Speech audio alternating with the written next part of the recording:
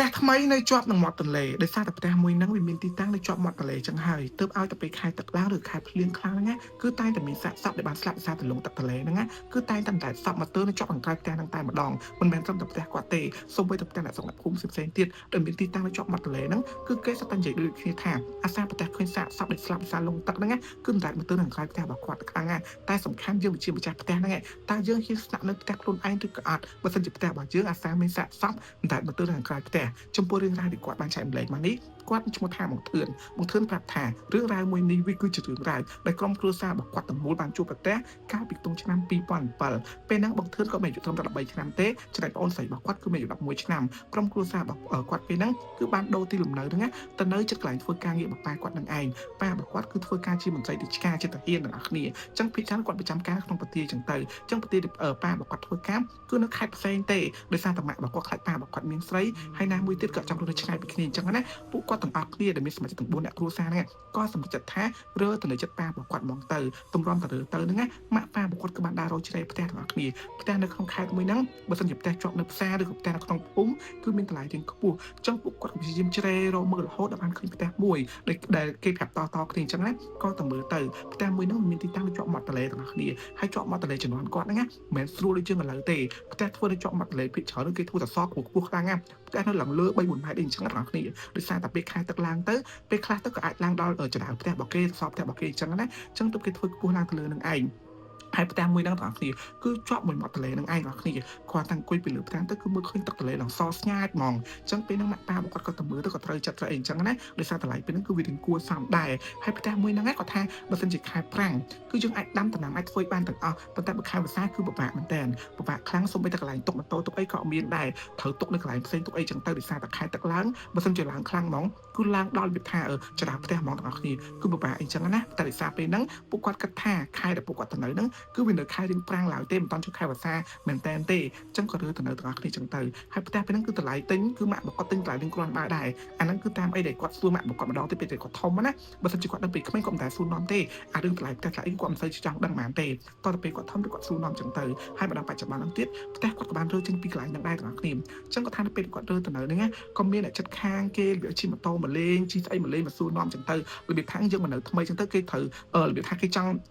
់រាប់អានយើងអញ្ចឹងណាអញ្ចឹងម៉ាក់ប៉ារបស់គាត់ក៏រាប់អានមួយគេនិយាយនាំមួយគេចឹងទៅគេក៏ប្រាប់ទៅថាចេះមេអូនអើយនៅតំបន់ហ្នឹងគឺស្រួលរស់នៅទេត្រីក៏ថាប់អីក៏ថាប់ដែរប៉ុន្តែដែលសំខាន់ហ្នឹងឲ្យទៅពេលខែវស្សាឬខែទឹកឡើងខ្លាំងហ្មងណាគឺតែងតែអាសាមានសាកសពអណ្ដែតមកទៅនៅក្រៅផ្ទះដោយសារអីមិនដឹងថាអ្នកដែលគេទៅរបៀបថារោត្រីរោអីហ្នឹងមិនដឹងកើតអីធ្លាក់ស្លាប់ថាអីចឹងណាអ្នកខ្លះទៅក៏សម្លាប់ខ្លួនអ្នកខ្លះទៅក៏លងទឹកស្លាប់ចឹងទៅហើយសាកសពគឺអាសាអណ្ដែតមកទៅនៅក្រៅផ្ទះខ្លាំងណាមិនមែនតែផ្ទះមីអូនឯងថ្មីហ្នឹងទេសូម្បីតែផ្ទះគេគ្រប់គ្នាហ្នឹងក៏អាសាឃើញសាកសពផ្ទះអណ្ដែតមកដែរចឹងម៉ាក់របស់គាត់ក៏សួរវិញថាចេះចាំបងឯងខ្លាចអត់បើថាខ្លាចមិនមីអូនទោះបីជាខ្លាចក៏ត្រូវទៅនៅដែរស្អីផ្ទះហ្នឹងគឺផ្ទះបងនៅយូរឆ្នាំហើយចឹងមិនអាចដោយសារតែរឿងសាកសពមួយហ្នឹងត្រូវរើចេញរើអីគឺអត់ទេយ៉ាងច្រើនមិនសិនជាមានខ្មោចលងមកអីក៏និមន្តព្រះសង្ឃឬក៏ហៅគ្រូហៅអីឲ្យធ្វើពិធីចឹងទៅអញ្ចឹងគាត់គិតថាចេះបើសិនជាគេរស់បានពួកគាត់នឹងក៏រស់បានដែរអញ្ចឹងគាត់បន្តនៅចឹងទាំងគ្នា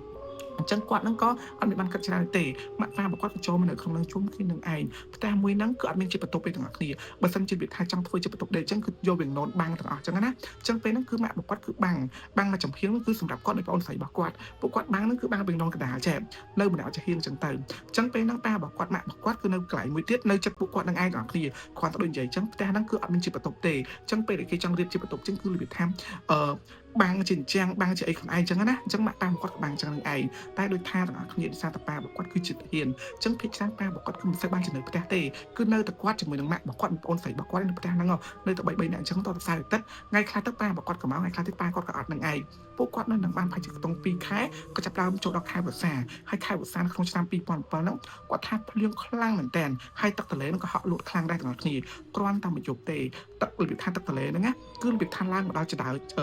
ដល់ចដៅផ្ទះគាត់ដែរប៉ុន្តែមិនចដៅខាងលើទេចដៅខាងក្រោមដោយសារតែផ្ទះឈើពីច្រើនគឺគេធ្វើពីកណាត់អាពីចុះមកអញ្ចឹងហើយគឺមានចាក់សាបអញ្ចឹងទៅធ្វើទៅដល់ចុះខាងក្រោមនឹងទៀតអញ្ចឹងគឺចាប់ដើមទឹកទន្លេហ្នឹងគឺរបៀបថាវាឡើងមកដល់កន្លែងចាក់សាបហ្នឹងហើយនៅខាងក្រោមផ្ទះហ្នឹងពួកគាត់ក៏អាចទៅអង្គុយលេងបានទៀតដែរដោយសារអីគឺវាឡើងខ្លាំងហើយអញ្ចឹងពួកគាត់ហ្នឹងពេលចង់ទៅសាលាចង់ទៅអីអញ្ចឹងគឺត្រូវម៉ាក់របស់គាត់យកទូកមកជួបមកអ៊ំអញ្ចឹងទៅអ៊ំទៅគោកពីគោកទ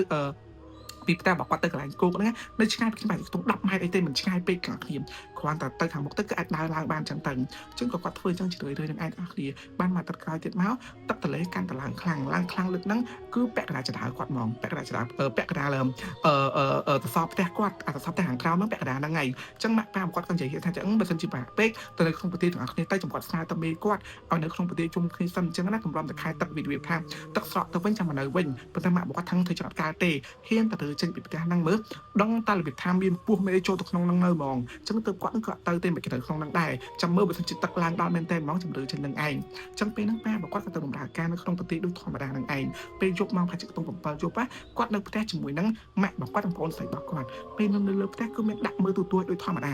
ារបៀបថាមើលទូទួលមកអីចឹងកំពុងមើលទូទួលម៉ាក់របស់គាត់ហ្នឹងក៏ថាគាត់ដើរទៅខាងក្រោយទៅមើលទឹកថាវាឡើងដល់កម្រិតណាទៀតហើយគាត់ម៉ាក់របស់គាត់ដើរទៅខាងក្រោយបន្តិចហ្នឹងណាបញ្ជាក់ដូចទាំងអស់គ្នាផ្ទះរបស់គាត់គឺនៅខាងក្រោយហ្នឹងគឺមានរបៀបថាដូចជាវាធ្វើជាវេរ៉ង់ដាលយទៅខាងក្រោយបន្តិចដើម្បីធ្វើដាំបាយធ្វើម្ហូបអីចឹងដូចផ្ទះបាយដែរអញ្ចឹងពេលហ្នឹងក៏ម៉ាក់របស់គាត់ដើរទៅខាងក្រៅគាត់ម៉ាក់គាត់ដើរទៅខាងក្រៅម៉ាក់របស់គាត់ងាកមកស្រែកវិញថាចេះអូនម្នាក់អញ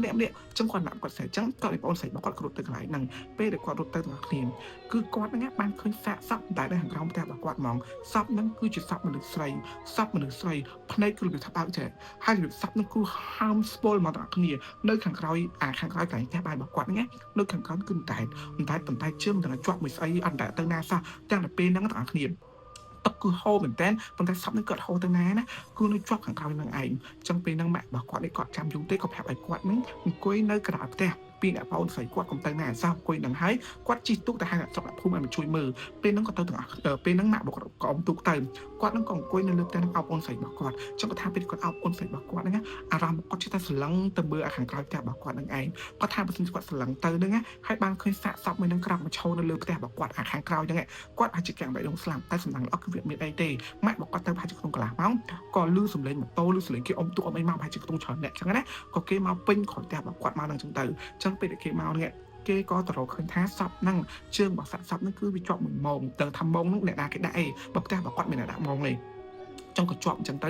ក៏គេជួយយកចេញទាំងអស់គ្នាជួយយកសាក់សពជួយអីចឹងទៅអញ្ចឹងពេលហ្នឹងមីងនៅក្នុងភូមិហ្នឹងណាគឺគាត់សួរថាចែកពួកបងនេះខ្លាចអត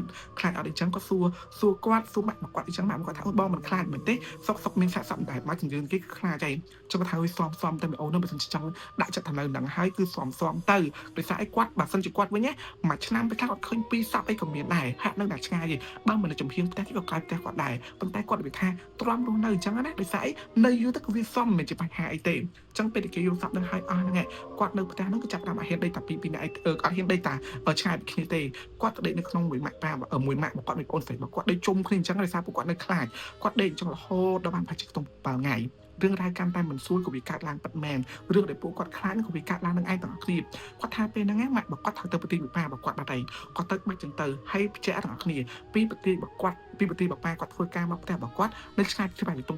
5គីឡូដីអញ្ចឹងពេលប៉ារបស់គាត់ទៅប្រទេសអញ្ចឹងគាត់តែងតែឲ្យម៉ាក់គាត់យកម៉ូតូមកវិញអញ្ចឹងគឺម៉ាក់របស់គាត់ដុបម៉ូតូទៅអញ្ចឹងណាដុបឲ្យម៉ាក់របស់គាត់ជិះមកវិញឯងអញ្ចឹងទៅអញ្ចឹងពេលនៅមកប្រជិះខ្ទង់7 8ជប់ហ្នឹងគាត់នៅក្នុងផ្ទះពីអ្នកបងស្រីរបស់គាត់ក៏ភ្លេចអារឿងសពតែនឹងមកដែរគាត់ភ្លេចគាត់អង្គុយមើលទូទួលកំពុងតែអង្គុយមើលទូទួលគាត់សាប់ទៅលើសំឡេងទឹកស្រក់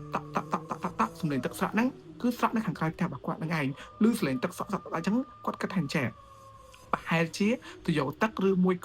កន្លែងស្អីដាំបាយរបស់គាត់ហ្នឹងគឺមានហូរទឹកចេញអញ្ចឹងទៅគាត់អត់ក្រោកទៅមើលពេលគាត់ក្រោកទៅមើលទាំងអស់គ្នាគឺគាត់បានឃើញតំណក់ទឹកហ្នឹងគឺវាហាក់ដូចដានជើងមនុស្សអញ្ចឹង